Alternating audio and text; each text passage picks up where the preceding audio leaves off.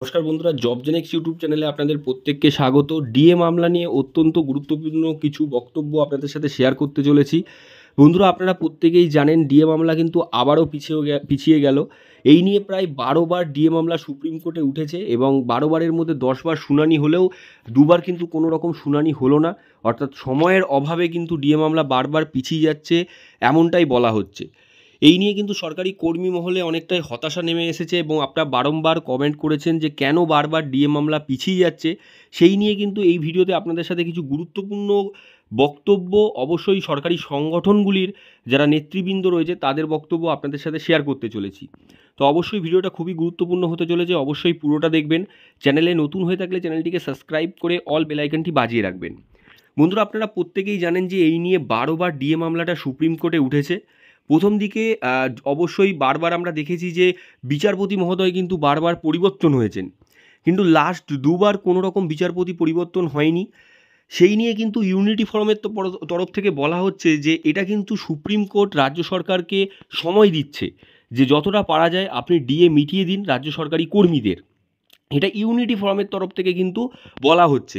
অর্থাৎ এক্ষেত্রে আপনারা দেখবেন পূর্বের বিভিন্ন মামলাগুলো, কর্মীদের মামলাগুলো দেখলে আপনারা বুঝতে পারবেন যে সব ক্ষেত্রেই কিন্তু সুপ্রিম কোর্ট যে সমস্ত মামলা উঠেছে, যেমন তামিলনাড়ু সরকার ভার্সেস তামিলনাড়ু সরকারের সরকারি কর্মীদের ডিএ মামলা এবং অন্যান্য যে সমস্ত মামলা সুপ্রিম কোর্টে উঠেছে, সেগুলো কিন্তু দীর্ঘ সময় লেগেছে, কিন্তু রায় কিন্তু অবশ্যই সরকারি কর্মীদের পক্ষে গেছে। সেই সমস্ত যুক্তি খাড়া করে ইউনিটি ফোরামের তরফ থেকে বলা হচ্ছে যে এটা কিন্তু সরকারি কর্মীদের হার নিশ্চিত, সরকারি কর্মীরা অবশ্যই জিতবে এবং রাজ্য সরকারের হার নিশ্চিত। কিন্তু সময় দিয়ে দিচ্ছে রাজ্য সরকারকে হাইকোর্ট যে যতটা পারা যায় ডিএ মিটিয়ে দিন, কারণ সুপ্রিম কোর্টের রায় দিলে কিন্তু তৎক্ষণাৎই মেটাতে হবে রাজ্য সরকারকে। এটা ইউনিটি ফোরামের তরফ থেকে বলা হচ্ছে। এছাড়া অন্যান্য সরকারি সংগঠনগুলির নেতৃবৃন্দের সাথে কথা বলে যতটা বোঝা যাচ্ছে যে ডিএ মামলা অবশ্যই অনেকটা সময়ব্যাপী হচ্ছে, সেক্ষেত্রে অনেক টাকা কিন্তু বিভিন্ন উকিলের পেছনে খরচ করতে হচ্ছে। কিন্তু দেখবেন যে সুপ্রিম কোর্ট কিন্তু অনেকটা সময় নিচ্ছে, কারণ এটা দীর্ঘমেয়াদী শুনানির প্রয়োজন। আগেই কিন্তু সুপ্রিম কোর্ট তার জবাবে বলা হয়েছিল যে ডিএ মামলা সংক্ষিপ্ত সময়ের মধ্যে করা সম্ভব নয়, সেক্ষেত্রে ডিএ মামলার দীর্ঘ সময় ধরে শুনানির প্রয়োজন। সেই জন্য ডিএ মামলা কিন্তু যে শর্ট টাইমের মধ্যে উঠছে না। আপনারা অনেকেই কমেন্ট করেছেন যে ডিএ মামলা বারবার 57, 60 অর্থাৎ লাস্টের দিকে কেন শুনানি হচ্ছে, প্রথম দিকে শুনানি হচ্ছে না কেন। সেটার যুক্তি অবশ্যই সরকারি কর্মী সংগঠনের তরফ থেকে কথা বলে যতটা জানা যাচ্ছে যে ডিএ মামলা যদি প্রথম দিকে ওঠে, তাহলে এই মামলা যেহেতু দীর্ঘ শুনানির প্রয়োজন, দীর্ঘ শুনানির ফলে অন্যান্য মামলাগুলো কিন্তু আর সুপ্রিম কোর্ট শুনতে পারবে না। সেই জন্য যেগুলো নতুন মামলা আসছে সেগুলোও কিন্তু রায় দিচ্ছে না সুপ্রিম কোর্ট, সেগুলো সাম্প্রতিক শুনে রাখছে এবং পরবর্তী ডেট দেওয়া হচ্ছে, যার ফলে সুপ্রিম কোর্টের ডিএ মামলা কিন্তু সঠিকভাবে ওঠার সময় পাচ্ছে না। কিন্তু বিভিন্ন সংগঠনগুলির দাবি বা তারা আশাবাদী যে ডিএ মামলা যেদিনকে সুপ্রিম কোর্টে উঠবে সেদিন কিন্তু দীর্ঘমেয়াদী শুনানি হবে, অর্থাৎ অল্প 10 মিনিট বা 15 মিনিটের শুনানি হবে না, সেদিনকে দীর্ঘমেয়াদী শুনানি হবে এবং শুনানির পরেই কিন্তু সুপ্রিম কোর্ট চাইলে তাদের যে স্পেশাল লিভ পিটিশন রাজ্য সরকার দিয়েছে সেটা স্পেশাল লিভ পিটিশন খারিজ করতে পারে। এবং সুপ্রিম কোর্টে অনেকেই বলছেন যে সুপ্রিম কোর্ট কিন্তু বারংবার যখনই কোনো কর্মী সংগঠন তারা সুপ্রিম কোর্টের দ্বারস্থ হয়েছে, সেক্ষেত্রে কিন্তু সুপ্রিম কোর্ট অনেক সময় নিয়েছে তার রায় শোনানোর জন্য। প্রতিটা মামলা যদি আপনারা পূর্বের মামলাগুলো দেখেন, বিভিন্ন পূর্বের মামলাগুলো দেখলে আপনারা বুঝতে পারবেন যে সুপ্রিম কোর্ট তৎক্ষণাৎই কোনো কিছু রাজ্য সরকারের বিরুদ্ধে, যে কোনো রাজ্য সরকারের বিরুদ্ধে কোনো রায় দেয়নি।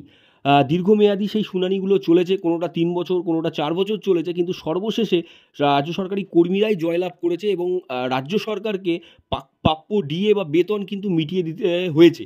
সাম্প্রতিক আপনারা দেখবেন বিভিন্ন কয়লা কর্মী যারা সুপ্রিম কোর্টের দ্বারস্থ হয়েছিল, সেক্ষেত্রে কিন্তু তাদেরই জয়লাভ হলো এবং অবশ্যই কোল কোম্পানিকে কিন্তু সমস্ত বেতন দিতে হলো এবং যারা অস্থায়ী কর্মী ছিলেন তাদের কিন্তু স্থায়ী কর্মী হিসাবেই তাদের বেতন দিতে হলো এবং তাদের রাখতে হলো।